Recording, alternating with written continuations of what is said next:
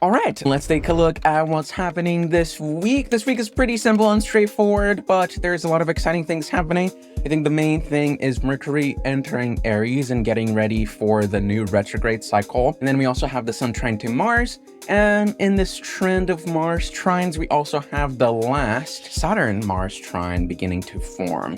Kind of like stays hanging out for most of the month, but I feel like this is one that we'll spend quite a bit of time with. So with that, let's take a look at our first day.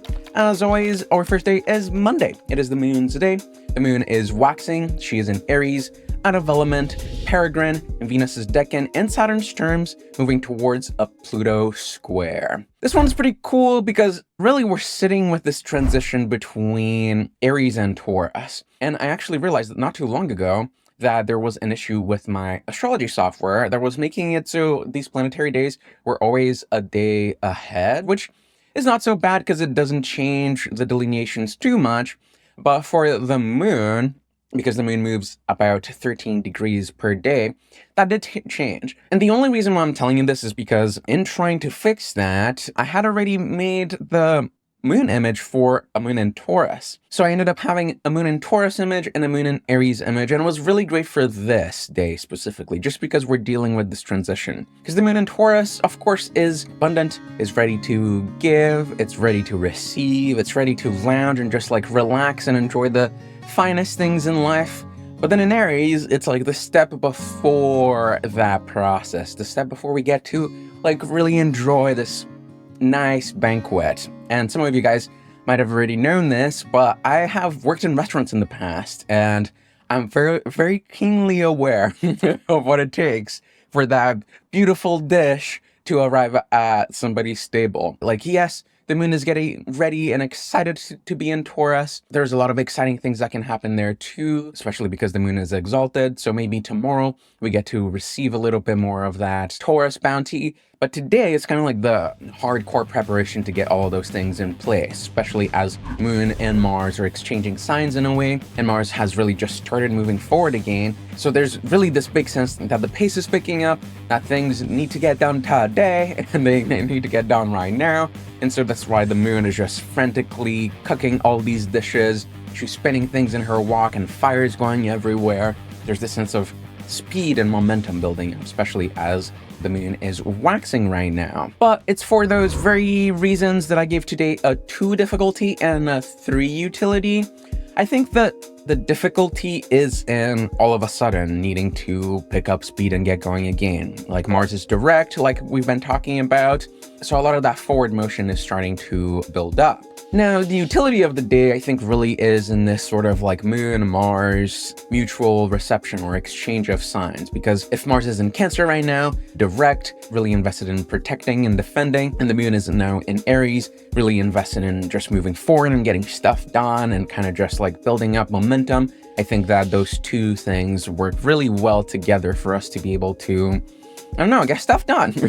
I think this is a very much a get stuff done kind of day, but with that, some of the signs that should be paying extra attention to today are Aries, Cancer, and Scorpio. All right, moving on to the second day of our week. This is March 4th. I hope you're ready for a really long read of this because Mars is in Cancer. Mars is slow, is fallen in his own element, Mercury's decan and terms, soon being received by the moon through a sextile while approaching a trine to the sun, while also being in Jupiter's antissa.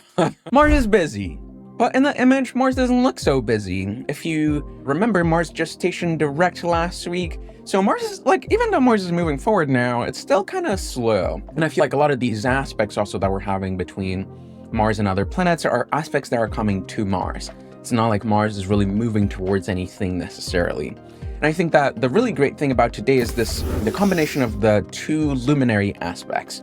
We have the moon in Taurus, exalted, receiving Mars in Cancer. Then we also have the sun getting trine to Mars. I talked a little bit about how the sun trine is the thing that both initiates and concludes the retrograde for some of these planets. And so this is what we have here. Mars really just kind of recollecting himself and before he gets ready to do things in Cancer and then Leo and all that stuff that we've been talking about. I think that today can still feel a little slow, but slow in a way that we feel supported to be able to do that. I think it's like this big recuperation moment for Mars, and the moon in Taurus should be really good for that too. But yes, it's for those reasons that I gave today a 2 difficulty and a 3 utility, very similar to yesterday. And I think that the 2 difficulty is just in, Mars is not moving forward so fast yet, so if you're trying to get things done or trying to really pick up the speed right away, that might not be what you have today. And again, the utility of today is in taking a little bit of a rest, of unwinding a little bit, or maybe even looking ahead, looking toward the future, but without the pressure to do much. But anyways, the signs that should be paying attention to today are Aries, Gemini, Cancer, Leo, Scorpio, and Pisces. Now, moving forward to Mercury and Aries, it is March 5th. Like I said, Mercury is in Aries, out of sect and element also. Mercury is also peregrine by extension, and in Mars's decan and Jupiter's terms, moving towards a Venus conjunction. All right, I had some issues with Mercury in Aries for this one, because Mercury can be really good in Aries. It can be very vocal and very speedy and can get things done almost immediately. And I think you can sense that we're shifting towards this zodiacal window, I guess, where things get a lot more busy, a lot more exciting, and we're all of a sudden go-getters and we want to get shit done. But Mercury, like I said, right now is out of sect, meaning that it's a lot better at digesting information as opposed to getting information out there into the world, which is what is required out of Mercury whenever it is in Aries or any other of the masculine or fire or air signs. So when I was looking into this, especially with the Venus conjunction, I felt like very similarly to Mercury's interaction with Saturn a couple weeks back in Pisces, Mercury's really being a bad influence on Venus and anybody else who might get involved in this soup. So that's why in the image I have these 2 little children. They're looking at this brutalist sculpture, this golden sculpture, and they really don't understand what it is, but Mercury just had an idea to, I don't know, maybe just splash some paint on it, throw their own spin on the thing. And so we have a little bit of a fine art vandalism moment here with Mercury. And then we just have Mercury and Venus staring at the thing that they did. One of the big things to sit with today, and just with Mercury and Aries in general, knowing that Mercury will also go retrograde in Aries, is that Mercury can be pushing us to do radical and cool and exciting things that we may not be very well equipped to see the consequences of just yet. Like Mercury and Venus right now, they probably just splatter some ketchup in the sculpture and they can move on and they're gonna be fine. But that can't be the case for everybody. And so I think that it's important to watch as Mercury is traveling through Aries right now. Anyone who might be pushing you to do things that might be a little bit outside of your comfort zone and might be getting you to do things that may be outside of a good idea altogether. Yeah, just think twice, I guess, before doing anything adventurous and mischievous with Mercury and Aries, especially with Venus retrograde right there. With that, it's for those reasons that I gave today a 2.5 difficulty, about a 50% difficulty for the day, and a 1 utility. I think the difficulty is resisting the temptations of doing cool things for the sake of being cool with little regard to the consequences. I think that's the difficulty of the day. And the utility might be in actually getting outside of one's comfort zone. But I think because the line between those is so blurred right now with this series of retrogrades, I think it's best to be in the side of caution with this one. But have some fun too. I think that the signs that should be paying extra attention to today are especially Aries, Taurus, Gemini, Virgo, and Libra. All right, moving on to our Thursday.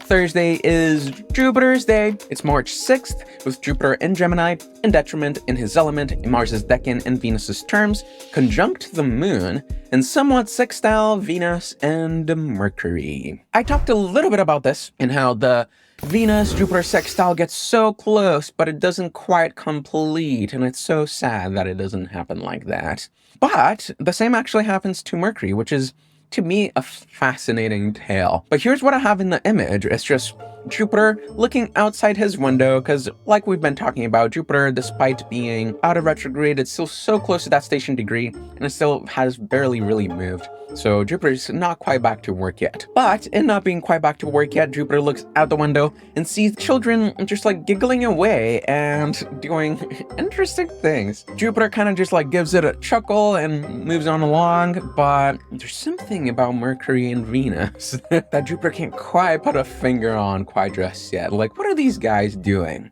But because it's a sextile, I think Jupiter is very, very yielding to whatever they're doing. But I think that that's it. Today might be one of those days where you see somebody, or you see groups of people, or you see things kind of being done that are ethically questionable at best, but maybe you're just, fully informed to understand if it's really a bad thing, or you're not really bothered to do anything about it. But one other thing that we can think about with this Moon-Jupiter conjunction can be that it might be actually in the realm of money and finances and just cash flow that this shady stuff is happening. So, don't do that. Or if you see something, I guess say something. I don't know. Yeah. Let's move on from this one. But with that, today is a peculiar day, if you couldn't tell. It's a 1.5 difficulty and a 1.5 utility, and I think the difficulty in the utility, it's like the ability for shady things to go unnoticed is very much there. And that can be a good thing, and that can be a bad thing. It depends on who you ask, and it depends on what side of the shady business you're on. So I would be both weary and cautious today. So signs that should be doing that are Aries, Taurus, Gemini, Virgo, Libra, Sagittarius, and Pisces. Almost like half of the zodiac, but just so you can see how big a deal this is. Well, continuing our streak of mischief, we have Venus on our Friday. It's a Friday, March 7th, with Venus in Aries, out of element, in detriment in the Sun's decan in her own terms, approaching a Mercury conjunction, and retrograde. So yeah, Venus is retrograde, getting messy and wild like we've been talking about. She's very much invested in her own needs. Last week, we just had Venus kind of spontaneously combust, metaphorically. And we had this idea of like a phoenix rising from those ashes. Really, that's kind of like a Venus Cazimi thing that really comes on a little later. But I wanted to fast track that symbolism just for storytelling purposes, because I like the idea of the Venus retrograde, Venus stationing retrograde in her own terms and all those things as a renewal for Venus. And so I was thinking that after last week's retrograde, Venus kind of gets to be young again, Like usually when the Phoenix kind of spontaneously combusts and does all that stuff, it's that it's old, it's about to die, and it comes back anew as like a little baby. So here's what we have in the image. It's a teen Venus or teen Mercury getting up to no good. Venus is very much kind of like relearning herself, I guess, is what we can say. But with Mercury coming along and Mercury having all these interesting ideas, Mercury might persuade Venus to go in rebellious directions, I think. We already had seen that, but even more so. So here we have just Venus and Mercury, maybe like doing some graffiti on a wall or something. We can't quite really tell what they're doing, but we know that they're teens and they're up to no good. That's all that matters. And so I think that today can be a little bit of that vibe. And really, I think from Wednesday to Friday can be this sort of mischievous, playful, ethically dubious, and wild, radical dreamscape of a week. So there you have it, guys. Just be wise about what you're doing, I guess. And don't get caught or don't do weird things is the thing that I should say as a counselor. But you do what this transit, what you think is best. We'll leave it at that. And for those reasons, I give today a 3.5 difficulty and a 2 utility. This is very similar to Jupiter and it's very similar to Mercury. I think the difficulty is in getting persuaded into taking these shortcuts or into doing these childish and rebellious things out there in the world. But the utility is also in being able to come out of your comfort zone, explore sides of yourself that you maybe thought didn't even exist. It's really this sort of youthful Venus, let's get to know myself vibe that is really the useful thing of the day. Just be careful not to take that too far, and I think it should be good. All right, so with that, let's move on to our weekend. We get to March 8th. It is our Saturday with Saturn in Pisces, out of element, Peregrine, and Mars' decan in terms, soon being received by the moon through a trine, and later Mars through a different trine. So this begins my series of Saturn-Mars trine images, because Mars and Saturn are kind of moving along at a pretty similar speed, so they kind of just stay within range of each other throughout most of the months. And last week, we talked about how Saturn was just about to enter this new part of Pisces. Saturn just entered this cave, which will be the thing that transitions her into this new life or this new story in Aries eventually. And so this is what I have in the image. Lady Saturn has taken her first steps. And that tunnel is a scary one. It's a part of Pisces that deals with finality and certainty. I think Pisces, we often talk about this idea of dreams and all of that. And I think that last decan of Pisces, or even like the last few degrees of Pisces more so, are really about the cost of that dream. Like when you get really close to it, you kind of get to a point where you have to say no to the dreams of the past or to the things of the past. Even if the things of the past have been troublesome or anything along those lines, there is the sense that whenever you get to the end of Pisces, something must be gone. And for Saturn, in many ways, this is exciting. But there's also a certain degree of comfort that comes with being lost, because there's no obligation to do anything.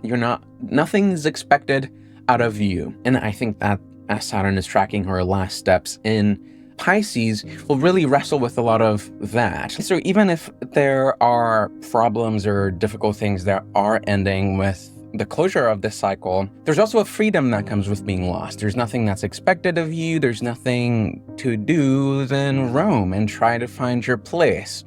But now that we're getting closer and closer to finding one's place, the big question will be, what do we do next? What is it, the thing that we're going to start from the ground up? And even though that's not quite the time for that yet, today Saturn has the space to really start thinking about these things. Really, this whole month, I would say, Saturn has a lot of support in getting all those things together. Through Mars, but also through the moon. And this is what I have in the image. Saturn is in that tunnel. She's seeing the red light in the background. She sees that she's got to move forward. There's no moving back anymore. But even in this stress, she's also fed. Like, it would be a lot more difficult to travel through this thing without food or any resources. But it seems that Saturn is quite well resourced to tend to these things. So it's for those reasons that I gave today a 2.5 even across both difficulty and utility. And I think the reason why that is just because, closure is hard. Endings are hard. And we're really getting closer and closer to an ending for Saturn.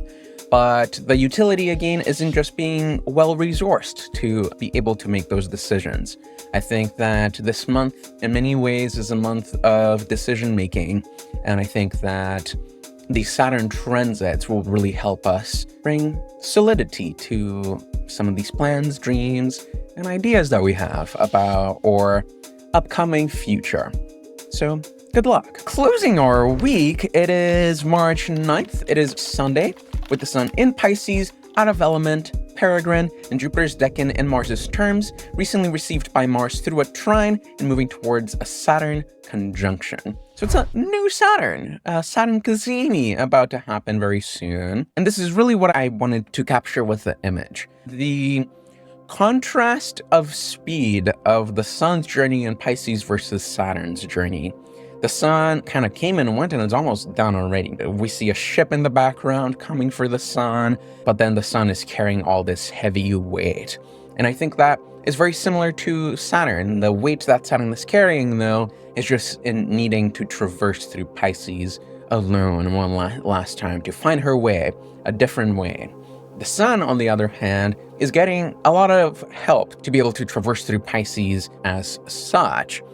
But today we're met with this Mars trine, and I think that the Mars trine really pushes the sun to work even a little harder than the sun was already working. As you're going to continue to see throughout the month, I think that this Mars trine is the thing that will give the sun the resources and things that the sun needs to be able to tend to everything in Aries very soon.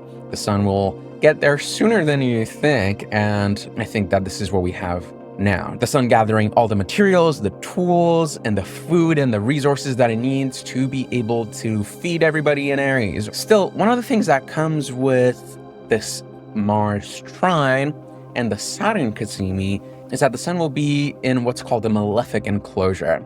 And this is why the sun doesn't look very stoked in the image. It's a very heavy and difficult configuration to be able to go through. So it's almost as though the sun is getting help, but part of the help that the sun is getting is very conditional. It's like you can get fed and you can get all these resources, you can get all these things as long as you work for me, or as long as you do this and as long as you do that. So today can be a little bit of a day of conditional assistance, where you're provided with all the resources that you need, but you do have to work pretty hard for those. It's for those reasons that I gave today a 3 difficulty and a 1.5 utility.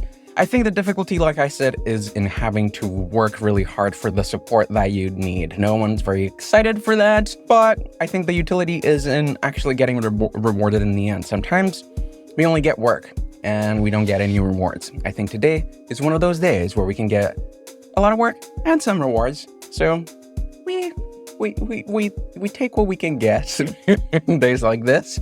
But some of the signs that should be paying attention to today are Aries, Leo, Scorpio, Capricorn, and Aquarius. All right, this is the week, guys. Let's take a look at our week at a glance. Well, it seems like for the most part, this is a little bit of a middle of the road week. We have a 2.5 difficulty and a 2 utility. I think the most difficult days are for sure or Friday with Venus retrograde, and then or Sunday with the sun enclosed by the malefics.